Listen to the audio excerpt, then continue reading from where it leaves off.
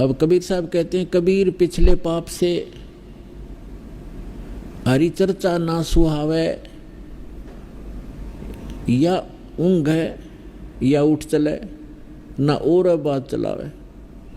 जैसे हमने देखा कई बार किसी भगत को हम साथ ले जाते हैं गुरु जी के सत्संग में, ऐसे कह सुन के प्यारते हैं, कोई जान पहचान का शर्म शर्म से आ जाता, तो थोड़ी देर तो बैठता सत्संग सुनता, फिर या तो लटके लेने लग जाता नू, फिर उसका हम छेड़ते, सो मत नो का चल लाएंगे चल, मतलब कुछ काम याद आ गया।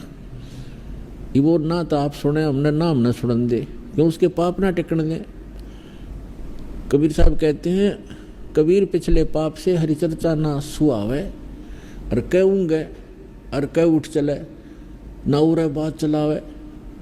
सत्संग हो रहा होता है, वो पहली बार जो हम लेकर गए, एक दो बार ऐसा चांस हुआ, तो उसको सत्संग चल रहा है और बीच में कुछ और बात याद दिला देगा। वो काम था ना, एक अपने वहाँ जाना था, उसको हम कहते डट जा, थोड़ी देर सत्संग सुनने फिर बातें करेंगे। फिर उन्होंने कहा मैं चलूँ तो आ जाइए। अब जा भाई, हम तो नहीं उठ सकते, क्योंकि हम तो जिस उद्देश्य से आए हो काम करेंगे। तो हमें पता था भगवान के उस थर्मामीटर से पता लग गया था कि इसके बुखार है अभी।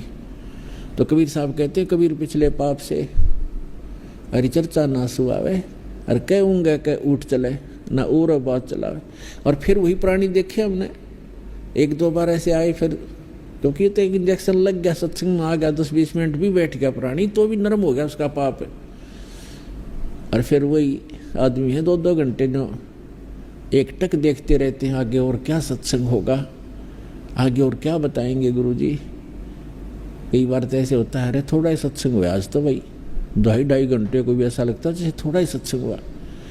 तो पाप आपके कट गए और रुचि भगवान में बढ़ गई। तो जैसे बीमार व्यक्ति पहले एक रोटी मुश्किल से खा पाता है, औषधि सेवन करने लगता है, और फिर देखे जब बुखार उतर जाता है तो सूखी रोटी होगी, नो के ले फटाफट, सब्जी की आवश्यकता नहीं, सूखी खा जाएगा। और जब पहले वो सारे स्वस्थ भोजन बना रखा होता है 36 प्रकार की व्यंजन का, वो भी नहीं अच्छा लगता था।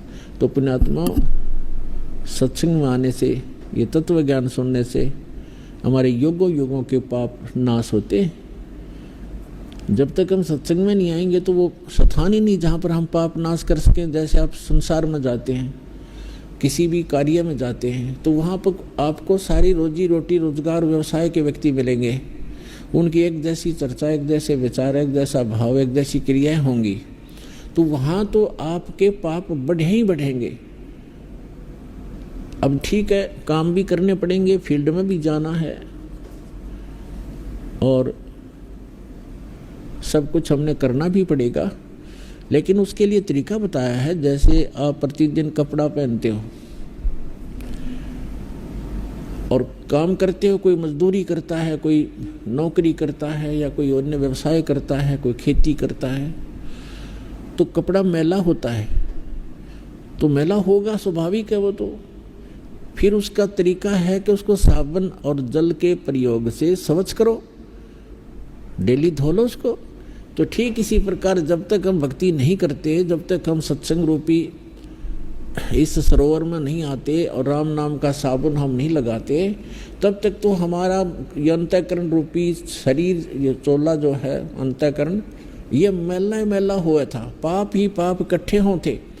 अब हम सत्संग भी सुनते हैं, स्मरण भी करते हैं, दान भी करते हैं, तो हमारा जो मैला तो होना ही है, स्वाभाविक है, लेकिन वो साफ भी डेली हो रहा है। इस प्रकार से हम उन करोड़ों पापों से बचे रहेंगे और वो संग्रहित ना होंगे।